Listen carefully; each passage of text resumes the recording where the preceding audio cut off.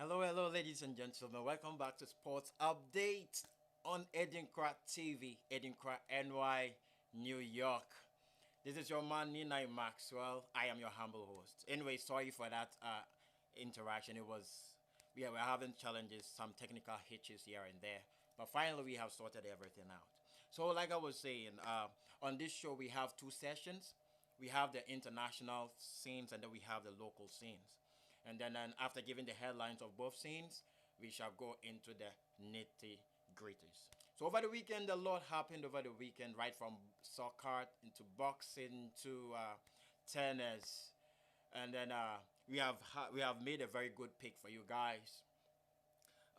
Issues you want to be discussed, topics you want to hear, news you want to get, and then updates, of course, you want to listen to. That is what we have for you on this show. Like I said again, tell a friend to tell a friend. Like I always say, tell a friend to tell a friend, call a friend to call a friend. The show is here, and we are here for you. Okay, like we do every day before every session of sports update, we have to chip in a small motivational message just to keep us going because we need it in our walks of life. We're definitely gonna need it. We're really gonna need it.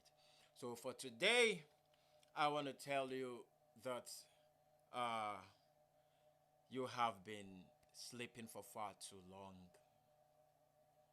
You have been lying down for far too long. It's time to move. It's time to move. If you don't move, nobody's going to move for you. If you don't wake up, nobody is going to move for you. It's time to wake up, my brother. It's time to move, my sister. This is the time. This is the time. Remember, you are the principal architect of your life. That very situation you have found yourself into, if you don't turn things around, nobody will. Nobody will. The overdependence on people, the time for the overdependence on people is over. The time for over-reliance on past glories is over. Yes, you have fallen down, but no matter how many times you have fallen down, it is time to get up. You can turn things around. Nobody will. Nobody will. I am telling you today that nobody will but you. That dream you have, that vision you have, you are the only one who sees it. Apart from you, nobody sees it. So it is time to wake up. Enough of the procrastination. You have been procrastinating for far too long. You have been postponing for far too long. It's time to move. If you don't move, nobody will.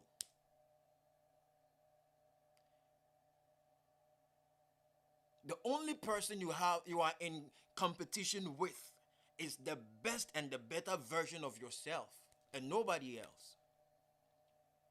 And if you don't start something right now, it will be too late for you, my brother. It will be too late for you, my sister. It is better to do something to fail than to do nothing at all. Because in failure, that is where you see success face to face. It is time to move. It is time to wake up. It is time to birth that dream, my brother.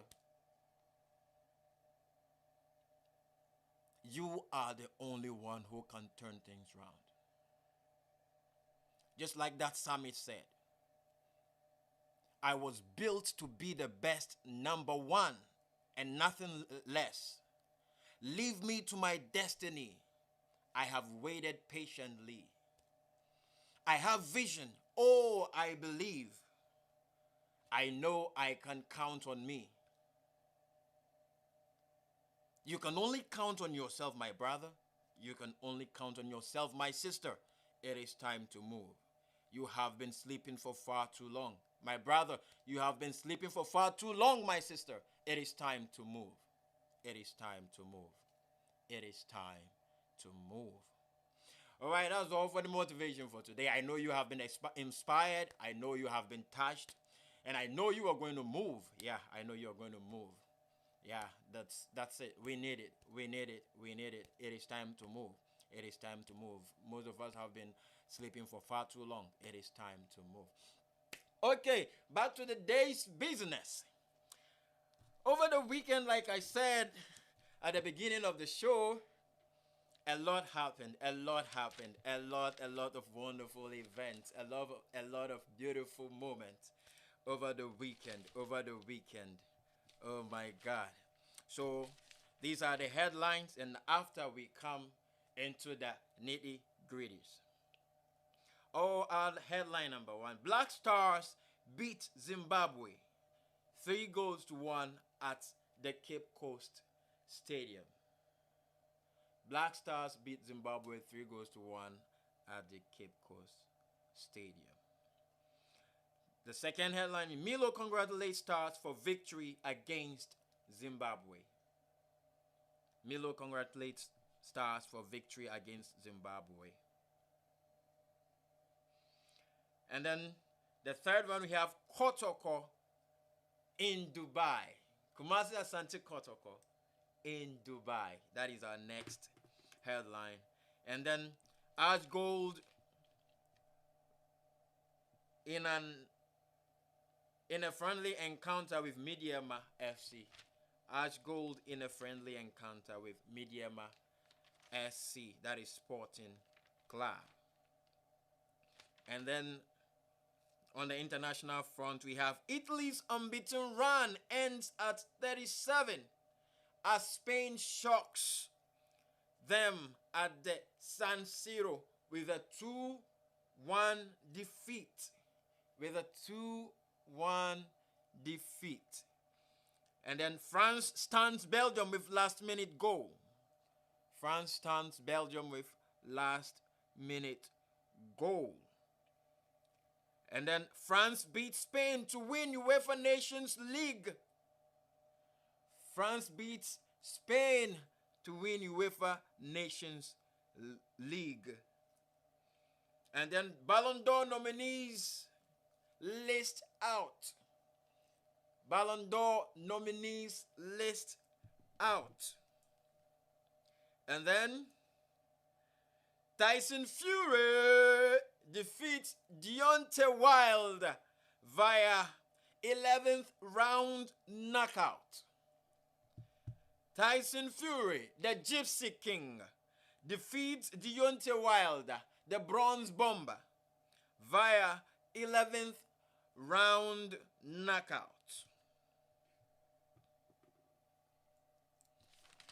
So these are the headlines that we are going to delve into today. These are the headlines we are going to delve into today. Yeah. These are the headlines that we are going to delve into today. Okay, so first on the list, we have Black Stars beat Zimbabwe 3-1 at Cape Coast Stadium. At Cape Coast Stadium. Black Stars beat Zimbabwe 3-1 at Cape Coast Stadium.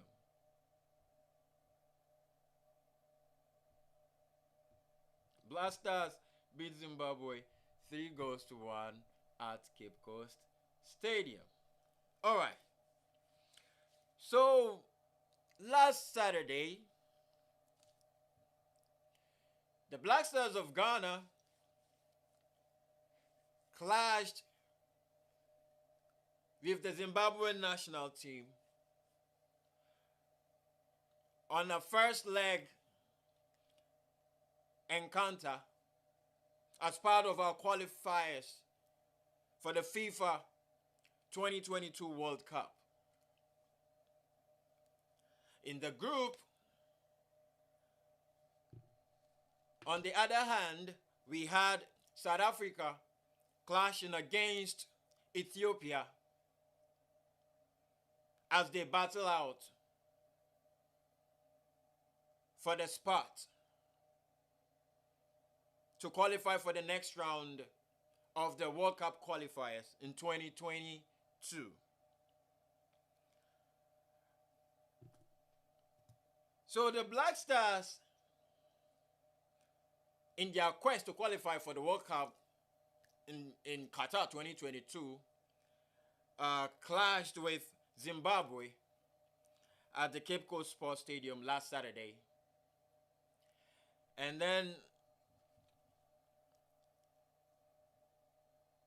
they managed to beat the Zimbabweans by 3-1. Goals scored by Mohamed Kudus, Thomas Partey, and Andrew Dede Ayew. So these were the players who scored the goals. So after the sack of Kosike Akono, it was so needful for the Ghana Football Association to appoint a new head coach for the Black Stars. So after a lot of deliberations here and there, the odds finally settled on Coach Milovan Rajevac. So Coach Milovan Rajevac assembled his first squad for his first official game for the Black Stars. And this time around, it happened to be against Zimbabwe.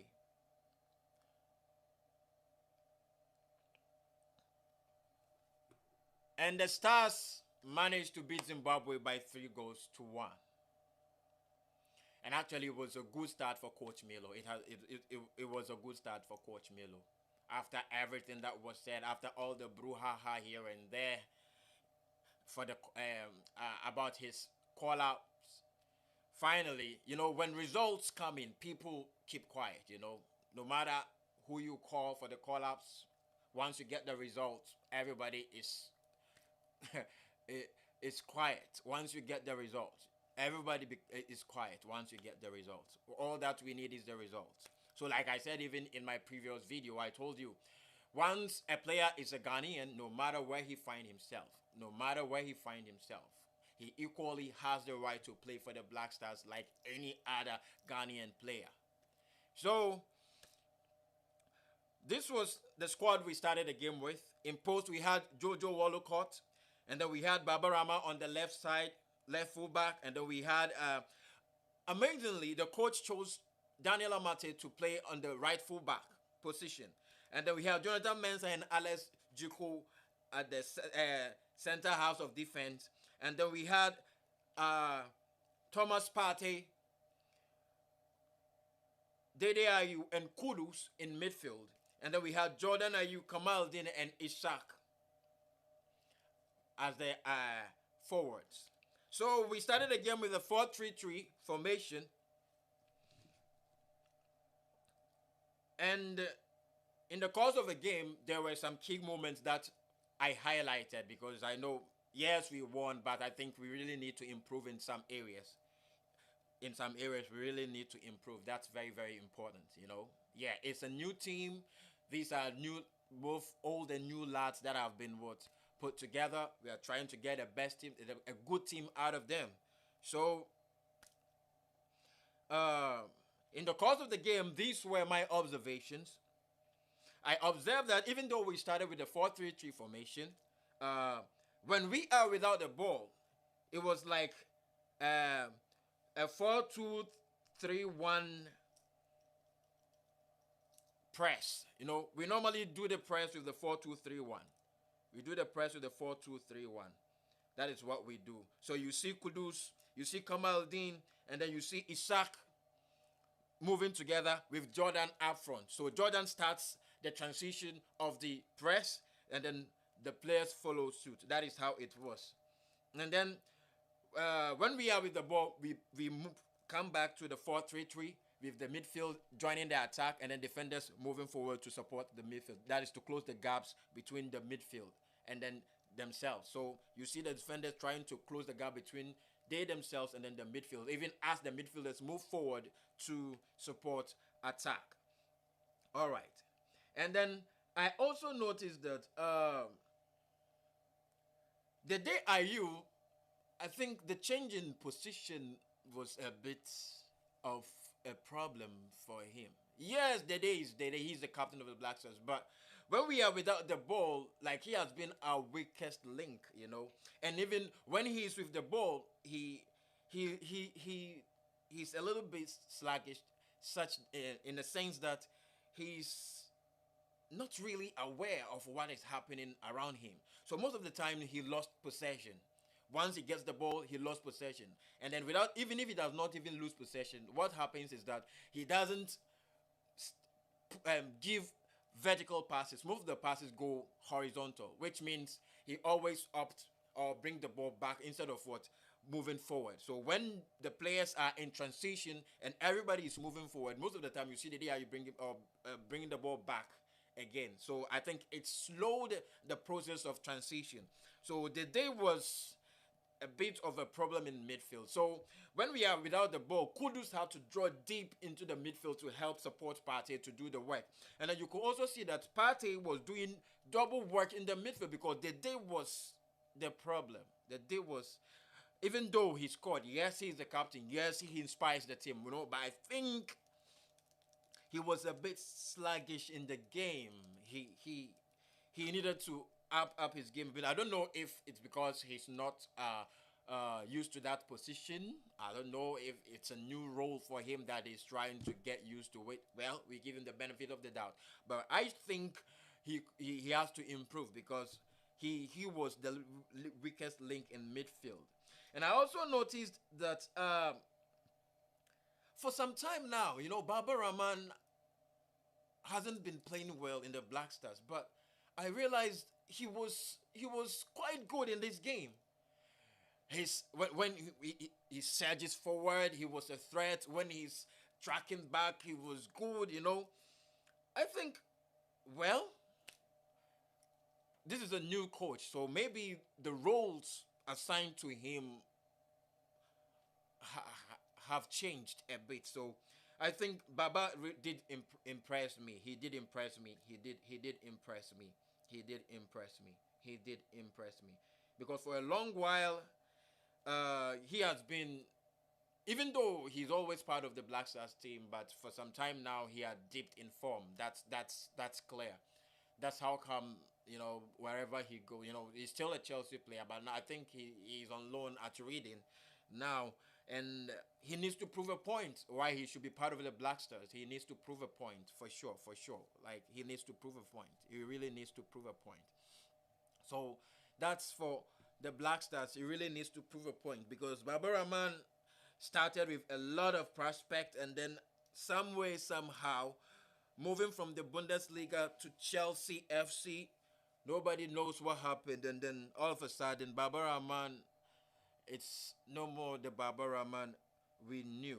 So these were the observations I made, and then the role of Jordan Ayew up front. You know, yeah, it's true, Jordan. You know, strikers are always, always, always analyzed and then judged by the rate by goal scoring. You know, that's what we should, what everybody expects from strikers. But I think they are, they I think for you to make a good judgment about a striker, if you use goal scoring alone, sometimes I think you'll be getting it wrong. Because, you know, yes, a striker is supposed to be assessed by the number of goals he scores, but sometimes they bring a lot on board that we shouldn't overlook. We shouldn't overlook at all. Look at the first goal. How Jordan Ayew was able to hold up play, link up play with Partey for Kudus to score the goal. He held the way he held he blocked the defender and then he linked with Kudus to score the goal. It was brilliant. It was brilliant. It was brilliant. It was brilliant. It was brilliant. So I think we have to commend Jordan for that. We have to commend Jordan for that. Yes, he's not scoring goals both club and country for a very long time now, but I think his total contribution in the team should not be overlooked. Should not be overlooked at all. Should not be overlooked at all. Jordan is doing something good. Jordan is doing something good. Well, it would be better if he adds some goals to it, but I think he was good. I think Jordan was good. I think Jordan was good. I think Jordan was good. And then in the second half, I think we saw Dede a bit well in the second half. That was when uh, Baba Idris came into the game. That was when we switched into 4-4-2. You could see Dede a bit up front. That was when we really did exploit Dede very well. Because at the number 8 position, he wasn't really comfortable. He wasn't really comfortable, truth be told. Dede wasn't that comfortable at the number 8 position. So when he was moved a bit up front, that was where finally, he scored his goal. So I think, well, the coach is still learning. He's still learning about the players. He's still learning about their strengths and weaknesses and sees where to put them and then how to get the best out of them. So looking at this, I can confidently say, even though Dede Ayew is the captain of the Black Stars, it looks like Dede is gradually losing his place in the Black Stars. Because ideally, if we are to go by form, if we are to go by the stats in the midfield, everybody will prefer Baba, Partey, and Kudus. That's what everybody will prefer. So that Baba will play the holding role, so that we can push Partey forward. Because we know the qualities of Partey when he moves forward. He brings so much on board. I feel Partey is restricted when he's allowed to play that holding role. So I think it will be good if we move Partey forward a bit. He has the ability to drive. He had the ability to move the team. He had the ability to shoot like he did, to score. Yeah. So I think moving forward, if we are, I think, honestly, it's like Dede is losing his spot in the team. He's playing because he's the captain of the national team. If we are to go by form, seriously, I don't think Dede will make the team. I don't think so. Yes, we need his charisma. Yes, we need his leadership. Yes, we need his drive and his influence on the team. But I think if he really needs to be part of this team genuinely, he needs to up his game. Just up 2010, Milo confidently dropped some key players because they have lost form. For him to play, he should be very careful, and he should know that Milo can do that to him. So he has to up his game. As simple as that. As simple as that. As simple as that. Because who knows? Because we have one round of matches to play to see what happens in the group. If we qualify, then we go to the next round of the competition. As it is right now, South Africa is still top in the group. Is on top of the group with 7 points. And then Ghana is second with 6 points. South Africa went to beat Ethiopia at their own backyard in Ethiopia by 3-1. And then the return encounter will be in South Africa. So fingers crossed. All we are doing is now praying. We got to pray. We got to pray. South Africa has been bottling every day. They bottle every day. They keep bottling. They bottle. Sometimes when you expect them to score, that is when they bottle. So South Africa, it's in their blood. So all we got to do is to win our game. As simple as that. Win all our games. And then see what happens next. That's it. That's all we got to do. That's all we got to do. That's all we got to do. That's all we got to do. But I was wondering, why did we allow things to get to this level? What happened? I just don't get it. We could have been a bit proactive to stop this situation, because honestly, I'm scared. Honestly, I'm scared. I'm really, really scared. Even though my heart is for the Black Stars, even though I'm giving in my support here and there, but I am scared because it will be. Oh my God, I am really scared. Well, all we gotta do is to win our game, and then see what happens elsewhere. That's it. That's it. All right. So after the game, Milo congratulates Stars for victory over Zimbabwe. Milo congratulates Stars for victory over Zimbabwe. Yeah. Milo congratulates Stars for victory over Zimbabwe. So, after the game, the Stars had, I think, a recovery training session yesterday. And then after the training session, Coach Milo met the lads. And then he told them he was very, very proud of them. And that they fought their hearts out. They really meant the game. It was written all over their faces. Right from the start of the game to finish. You could see the guys trying to prove a point. You know, sometimes these are some of the things that happen when there is a change of a coach. Yeah, naturally. Natural adrenaline rises from nowhere. And then everybody tries to prove a point, you know. Because everybody wants to make the team. So if you show what you've got, and if you kill the time you are given, you kill it. That is when you stay in the team. It doesn't matter how much time you are given. You can be given 2 minutes, 5 minutes, 10 minutes, but when you come, your output determines how good you are. As simple as that.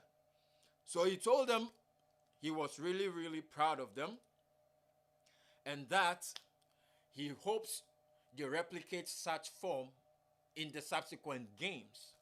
Yeah. And he also told them he hoped they improve game after game after game after game, so that the desired results will be achieved. And then after, he also admonishes and entreats them to always give out their best. To always give out their best. To always give out their best. And now, he also told them, and also said that now their focus must be on the next game. That should be their focus. After that wonderful display last Saturday, Coach Milo expects the Stars to focus on the next game. Yes, we have won, it's over. Now the concentration, the focus must be on the next game. Just as they did last Saturday, he wants to see intensity. He wants to see urgency. He wants to see goodwill, willpower, desire, drive in the subsequent games. So they should try to transmit and transfer those positive attributes into the subsequent games. And now finally he told them, our destiny is in our own hands. If we really want to go to World Cup 2022 Qatar, our destiny is in our own hands. Yes, we might be having some, calculations as to what happens elsewhere. But even as we do that, we have to make sure we do our part well. That is what's important. So he told them, our destiny is in our own hands. Nobody will do the work for us. Nobody will do the job for us. Nobody but we ourselves. So if you want to see ourselves in the next World Cup, we got to do the needful. We got to do the needful. We got to do the needful. So that was what Coach Milovan Rayovac told the Black Stars. And I'm told today that they are already in Harare in Zimbabwe. Yeah, they're already in Harare in Zimbabwe and getting ready for the game because the game will be played tomorrow, God willing. So the guys are getting ready for the game. They are getting ready for the game. So, fingers crossed, all hats out to the Black Stars. We are solidly behind you guys. Go make yourselves proud. That's all we can tell you. Go make yourselves proud. Make yourselves proud. Make yourselves proud. And we are solidly behind you. Solidly behind you guys. We are solidly behind you. Yeah. You are all we've got. You are all we've got. So we are solidly behind you. All right. The next on the list we have Kotoko in Dubai. Asante Kotoko in Dubai. You know the Premier League, the Ghana Premier League will be starting somewhere late October, right? 29th of October, I think this month. Yeah, and this year. Okay, so as part of the preparation of the league, Kumasi Asante Kotoko opted to go to Dubai, you know, to prepare adequately for the impending league. Yeah, and it's a good one. I think sometimes it's good to go elsewhere, I know, out of the country, feel, see different things, see different ways of doing things, you know, and then drop a lot of stress, you know, drop down most of the stress, those stressful moments. Forget about what happened the previous season. You know, focus, concentrate on the coming season. You know, try to bring the best out of you. You know, try to bring into display the best version of you in the coming season, and then so that everything will be good for you. So that's all you've got. You know. So for the Kumasi Asante Kotoko faithfuls, I cross my heart for you guys, to the management and to the board for this wonderful innovation. And I think I hope they continue. I hope they continue. I hope they continue. Yeah. These are the lads in the suits. Beautiful, beautiful suits. Beautiful, beautiful pictures out there.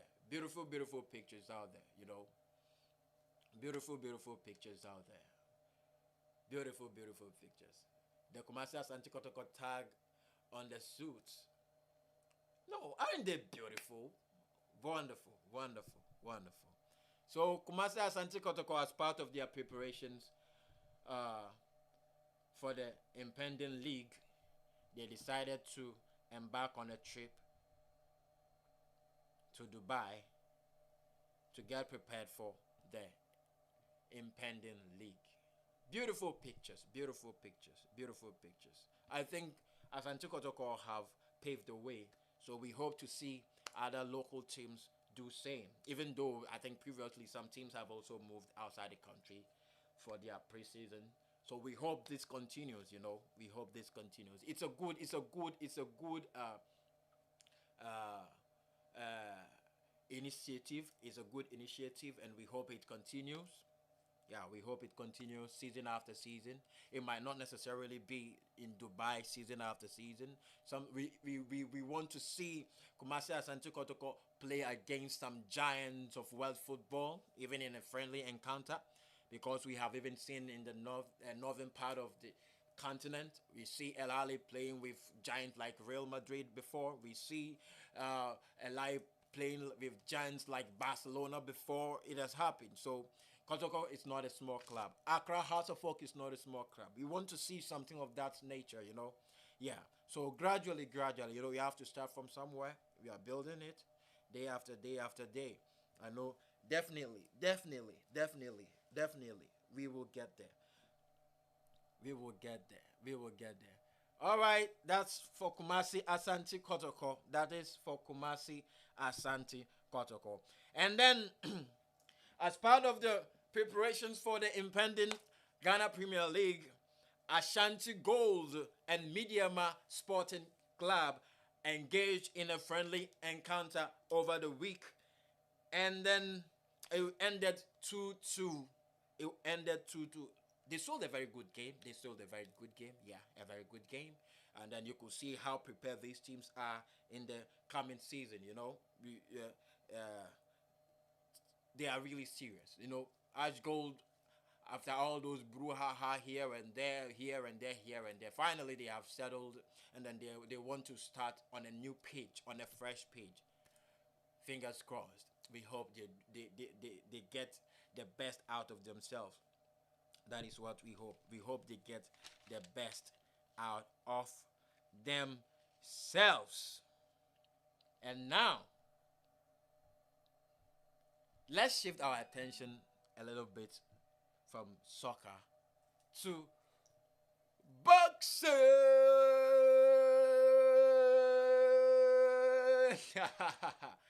Boxing. The trilogy.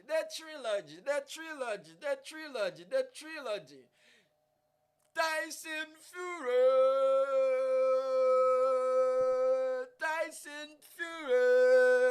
Oh my word. What about?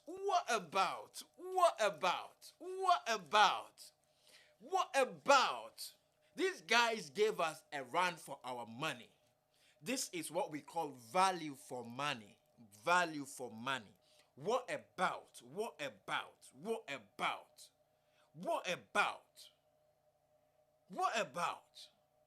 Right from start to finish. Right from the first round to the 11th round. Oh my God. What about? Everything about boxing was seen in this game. Everything. Stamina. Everything. Power. Punches. Oh my God. If you did not see this, I think you have missed a lot. I am telling you. If you did not see this, you have missed a lot. Tyson Fury, the Gypsy King, defeats Deontay Wilder, the Bronze Bomber, via 11th round knockout.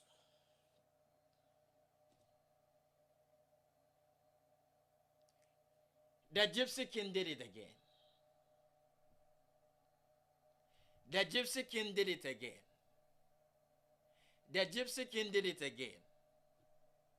He did it. The Gypsy King did it again. The Gypsy King. Oh my word.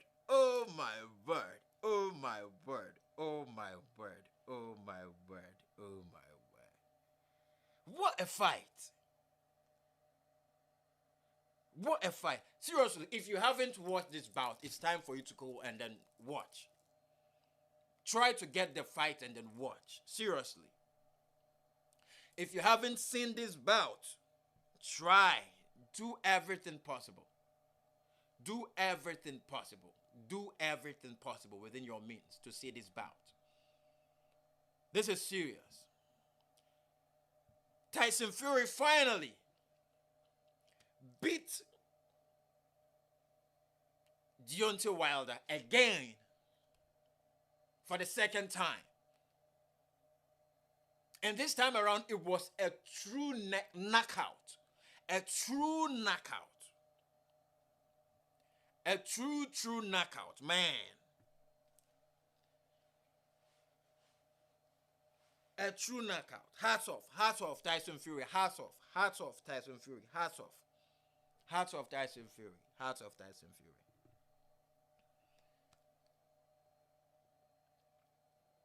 Before the game, these guys have fought 2 times. Going into the first bout, that is the first bout, nobody has ever been defeated. Nobody has ever been defeated. By then, Deontay Wilder had fought 42 times, of which he won all the fights, and 41 of those 42 fights were by knockout, technical knockout decision. So it means if you fight with Deontay Wilder, you will not end the rounds. You will not finish the 12 rounds. No, he will knock you out. He will knock you out. And then Tyson Fury, going into that first bout, had fought 29 times and he had won all with 20 knockouts.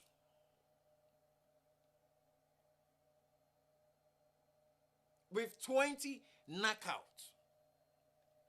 So they fought the first bout and it ended in a draw. They fought the second bout. Tyson Fury won. But Deontay Wilder claimed Tyson Fury didn't win because a member from his team threw in the towel. Then the third bout was reorganized. And then after it was organized, we all waited to see what transpires or what comes out of the whole show. And oh my word, on October 9th, 2021 at the T-Mobile Arena,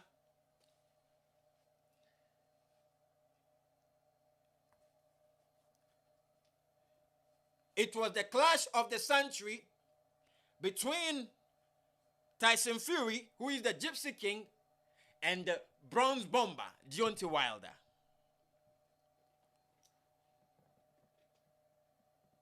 And finally, on the 11th round, Tyson Fury did it again. He did it again. The Gypsy King did it again. The Gypsy King did it again. On the 11th round, the Gypsy King did it again. And this was what happened on the 11th round. The Bronze Bomber was knocked out. The Bronze Bomber was knocked out.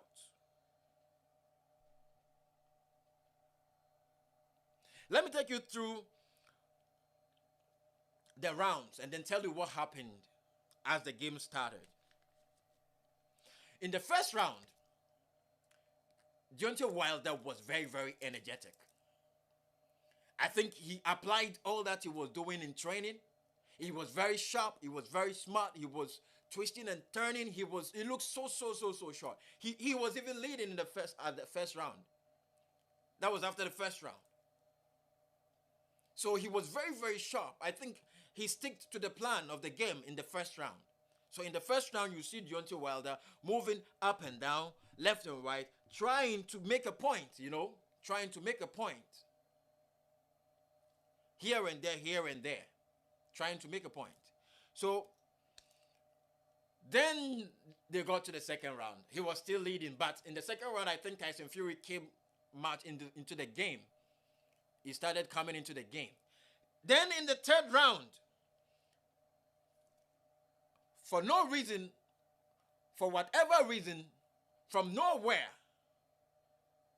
Deontay Wilder was knocked down by Tyson Fury. So I think that was where Deontay Wilder started getting weak. Because in the third round, that right punch from Tyson Fury took him to the floor, took him to the ground.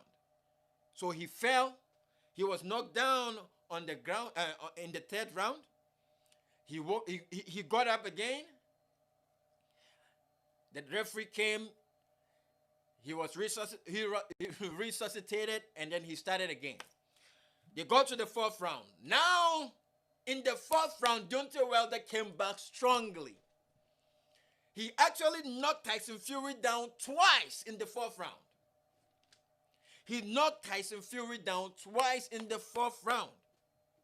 But even before the fourth round, in the third round, had it not been that the round was almost at the end, like 10 seconds, if they were to have like 30 seconds more, I bet you Tyson Fury would have won in the third round. Because when he knocked Wilder down, Wilder was completely off. He was only rescued by the bell. He nearly lost it in the third round. So in the fourth round, he regained his strength and came back strongly in the fourth round. That was where he knocked Fury down twice on 2 occasions. And Fury was also lucky in the fourth round because immediately he was knocked down the second time, he also went off and he was also rescued by the bell. Okay, so they went into the fifth round. Everybody came back strongly, but still Fury was leading in the fifth round. They got to the sixth round, Fury leading here and there. So, you know, the problem with Deontay Wilder was that he believed so much in his right hand. He believed so much in the power of his right hand. So he was just waiting for a moment to throw that right hand, just to knock Tyson Fury down. So anytime he threw that right hand, you could see that he had lost a lot of energy. And you know, with Deontay Wilder, all his bouts, he never finished the 12 rounds. All his bouts, he never finished the 12 rounds. So I think he has problem with stamina. If you are able to hold him after the 5th, 6th round, Deontay Wilder is finished. Because he depends so much on his right hand, the power on the right hand. So if you are able to hold Wilder after the 6th, 7th, 8th round, Wilder is finished. And that was exactly what happened. But he has a problem. The problem about Wilder is that you want to use your right hand. But before you can use your right hand, you have to set it up. How do you set your right hand up? You have to throw jabs with your left hand. You have to throw jabs with your left hand. The jabs, Deontay Wilder doesn't throw jabs. So Tyson Fury has been throwing the jabs here and there. You know, if you look at Deontay Wilder's face, a lot of mess because of the jabs he received from Fury. He doesn't throw the jabs. You know, the jabs will set your right hand, then the right hand will follow. As you throw the jabs, the person will daze off. Then the right hand will follow. Deontay just wants to use the right hand to end the game, and it is not done anywhere. It is not done anywhere. If you want to be a world champion, you have to be a total fighter. Like an all-round fighter. You just have to be an all-round fighter. Not just relying on one aspect of the game. No. If you only rely on one aspect of the game, I tell you, my brother, no, you cannot be a world champion. So Wilder was not throwing jabs. He just wanted to throw the right punch. And if you don't throw the jabs, how do you get the right punch? How do you get it? Fury has been throwing the jabs, and he has been getting you with his right. You don't throw the jabs. Listen, if you see Wilder at training, he looks so sharp. He looks so dangerous. He looks so deadly. But anytime, this is the third time he's fighting Fury. Anytime he's in the ring with Fury, it's like he forgets what he does at training. You need to set the right hand up with your jabs. These jabs fetch a lot of marks, a lot of points. But you don't do that. You just want to finish the game. No, we don't do that, my brother. We don't do that. No. So, it continued. They went past the 7th round. Fury was still leading. They got to the 8th round. Fury was still leading.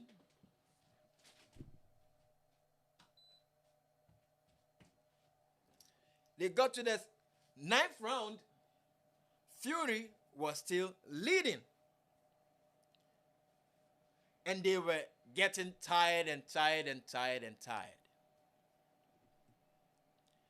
And finally, ladies and gentlemen, when they got to the 11th round, from nowhere, from nowhere, from nowhere, from nowhere, from nowhere, from nowhere, from nowhere, from nowhere, this is what happened.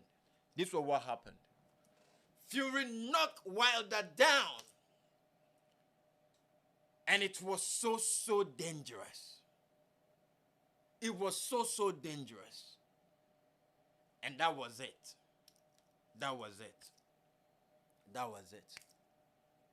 Wilder couldn't do anything. And Fury won again.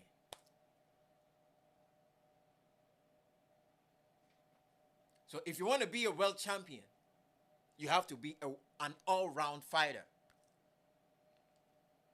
You got to know all the moves. You got to apply them. You don't rely on only one part of your strength, thinking that will fetch you results. What if you are blocked from using it? What other means would you use to grind your results? That was what happened to Deontay Wilder. Deontay Wilder will not throw the jabs. He just wants to use the right hand. It doesn't work anywhere. It doesn't work anywhere, my brother. It doesn't work anywhere. So after the game, this was what Tyson Fury said. If you want something that is very hard to get, you got to sacrifice and dedicate and keep pushing no matter what. And never, never, never allow anybody to tell you you cannot. Wow. So touchy. So touchy. So touchy.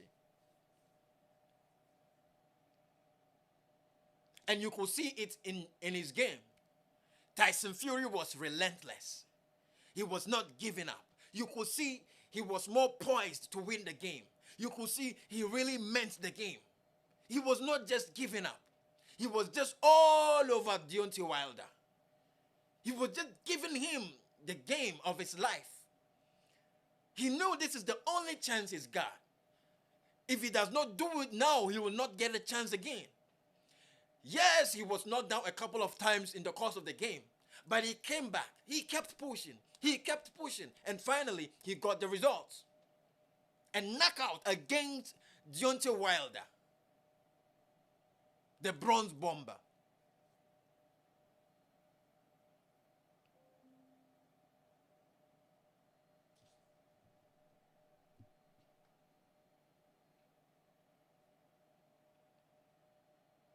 So Fury finally won the bout on an 11th round knockout. If you haven't seen that game, I entreat you to go and then get it again, because it was just amazing. It was just amazing. Just amazing, my brother. Just amazing. Just amazing. It was just amazing. It was just amazing. It was just amazing. All right, away from boxing, we are coming back to football again. And then in the foreign front, Italy's unbeaten run ends at 37 as Spain shocks them at the San Siro with a 2-1 defeat.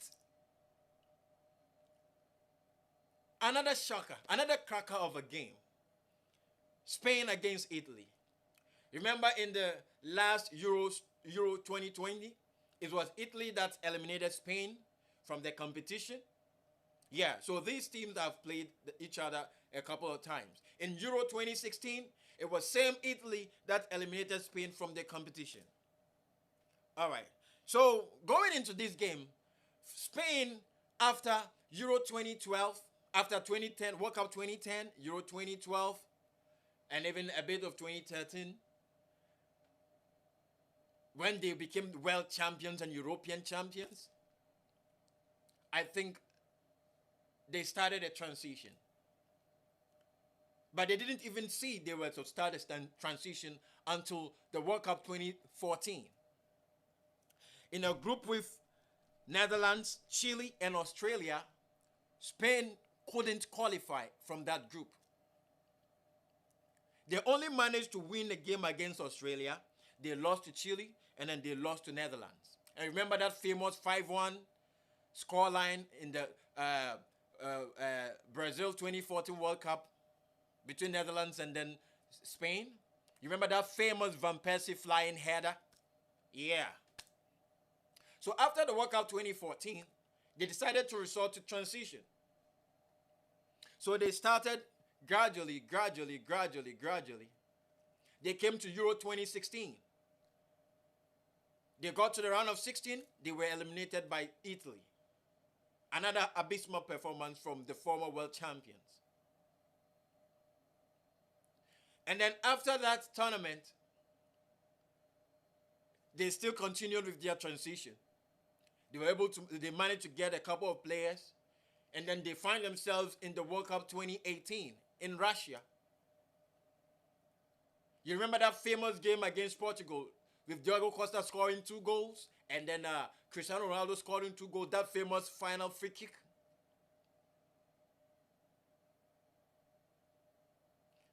And in the World Cup 2018 too, Spain failed to live up to the billing. And then into Euros 2020. But for the Spanish national team, if you see them performing, it means you can count as many as 6 players from the Barcelona Football Club. You can count as many as 4 players from Real Madrid Football Club.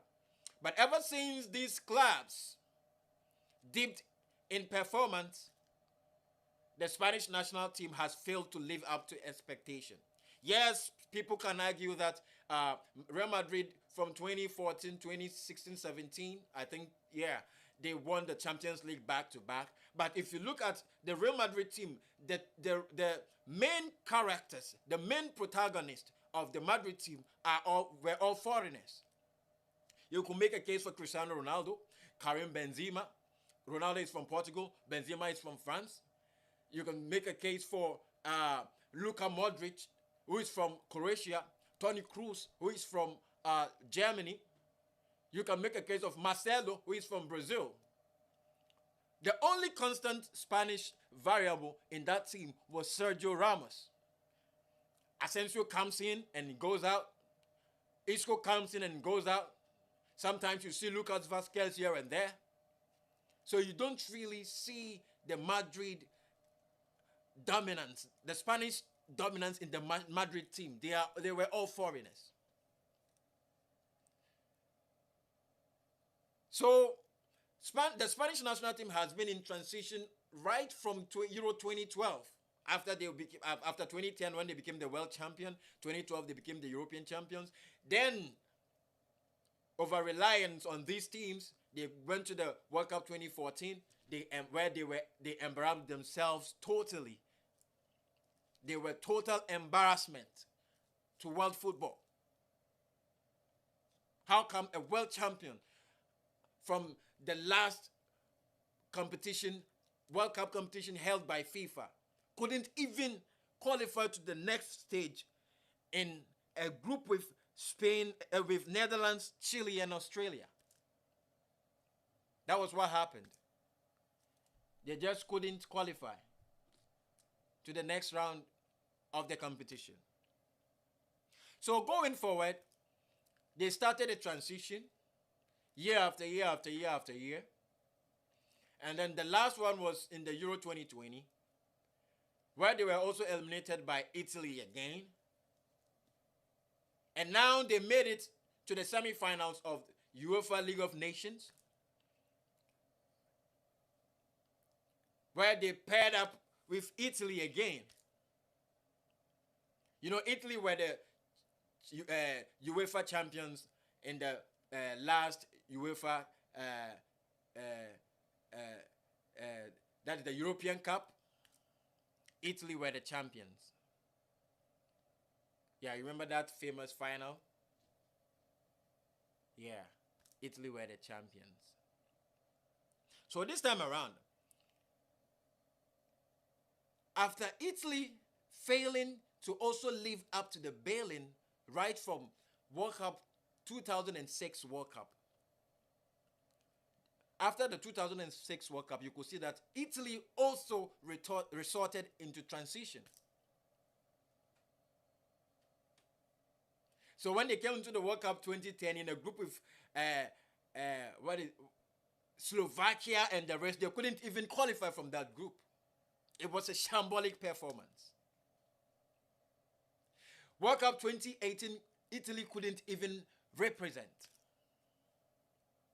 So it has been, and even Euro 2016, Italy got to the quarterfinals and they were eliminated by Germany.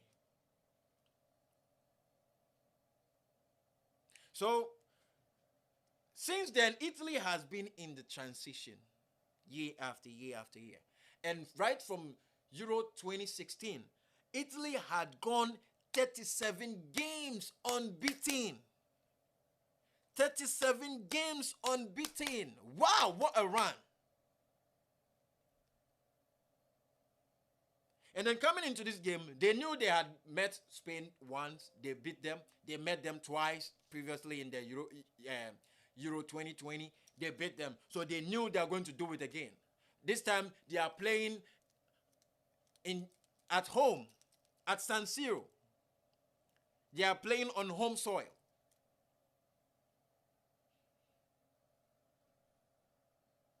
But unfortunately, they lost 2-1 to Spain. And ladies and gentlemen, that 37-game unbeaten run came to an end. But not just that. Italy had not been beaten at home since September 1999. 22 years now. They just lost at home. What an incredible record. What an incredible record. 22 years. They never lost at home. And they played 37 games without a loss. But unfortunately, all these records have come to an end. Courtesy the Spanish national team. Wow. Wow. Wow. And then immediately after that game, there was a game between Belgium and France. France stands Belgium with last-minute goal. You know, France had a point to prove after that abysmal performance in the Euro 2020. Yeah, after that abysmal performance in the Euro 2020, France had a point to prove. Yes, in their team, you could see they have all the players. You could see Mbappe. You could see Benzema and the rest. But you could see that there was no balance in the team. Previously, France plays such that they have an arrowhead who holds up and links up play for the forwards to move into space and score. So you see Olivier Giroud, even though not scoring, but has been playing each and every game. So he brings Mbappe and Griezmann into play, and then they'll be scoring. So these two teams, the last time these two teams met was in the World Cup 2018. In the semi-finals. Eventually, France beat Belgium by 1-0. And they met again. Belgium took an two-goal lead in the first half. And in the second half, France equalized. And then finally, at the dying ends of the game, France scored the winning goal. Courtesy Theo Hernandez of AC Milan. But the question everybody is asking is, has Belgium disappointed? Has this golden generation of the Belgium national team disappointed? Oh yes, with all this galaxy of stars. When you expect the Belgium national team to perform, that is when they disappoint. We saw it in the World Cup 2014 when they got into the quarterfinal. They were playing very well. They got to the quarterfinals against Argentina. We saw how abysmally they played. They came into the Euro 2016. They started playing very well. When they met Wales, the Wales national team, they couldn't live up to the billing. And then they came into the World Cup 2018 with a lot of prospects. They played so well. That famous win against Brazil has been the talk on the radar. So after that game, everybody knew Belgium was so much poised with those talents in the team. Eden Hazard, Kevin De Bruyne, Romelu Lukaku, Yannick Carrasco, Nasser Chadli. You see all these players. When you go to the back, you see Jan Vertonghen, Vincent Kompany. You see Toby Alderweireld. All of these players in the midfield. You see Azil Vessel. You see Yuri Tielemans. All of these players in the golden generation, have they disappointed? Of course, the best of their run was in the World Cup 2018 when they eventually emerged third by winning that third spot against England. But anytime you expect this Belgium national team to live up to the billing, they end up disappointing. You took the early 2-goal lead. What on earth happened that you considered 2 goals in the second half and then you lost the game in the dying ends of the game? So I think the last chance of this golden generation of the Belgium national team is the impending World Cup in Qatar. But currently, as at now, you cannot count as many as more than 4 players as key characters of the team.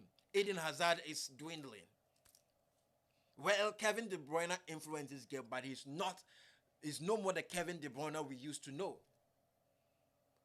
I think the only player you can make a case for will be Romelu Lukaku.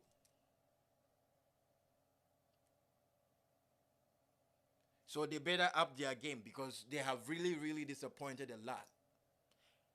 They have always been dominating in the world ranking, always first. But when it's time for them to do their due, that is when the Belgium national team disappoint. So after that game, it was all set for Spain and France to meet at the finals.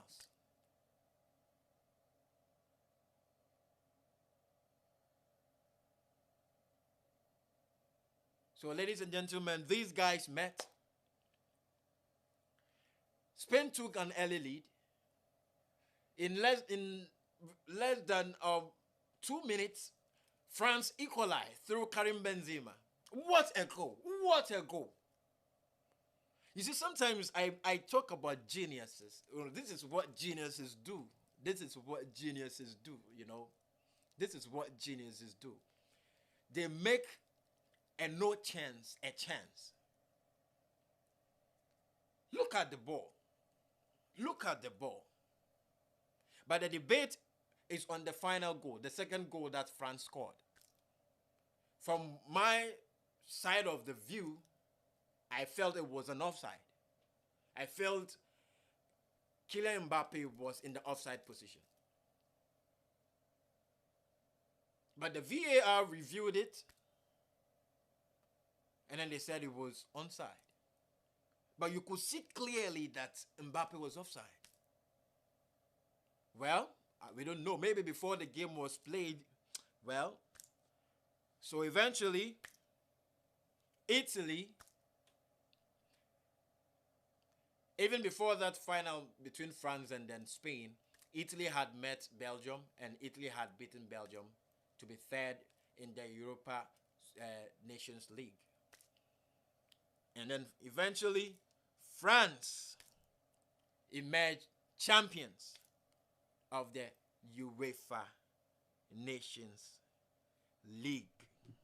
UEFA Nations League. Oh my God. Oh my God. Oh my God. Oh my God. Oh my God. Ladies and gentlemen, all too soon, this is all time will permit us. I'll be signing out very soon. But before I sign out, I want to say a very big shout out to DJ Jam. We've got this, bro. We've got this. We've got this. We've got this.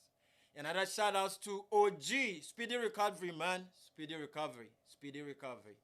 Speedy recovery. And to all of you listening out there, a big shout out to all of you. And all of you in Ghana, I say a very big shout out to you, especially those of you living in Accra and Kumasi. And in Kumasi, to be particularly Abu Abu extension. Abu Abu extension. This is your man. This is your man. This is your man. This is your man. I want to say thank you to all of you for watching us till now. Like I always say, until humanity is touched, we can never be happy. Until then, see you on Wednesday. Goodbye.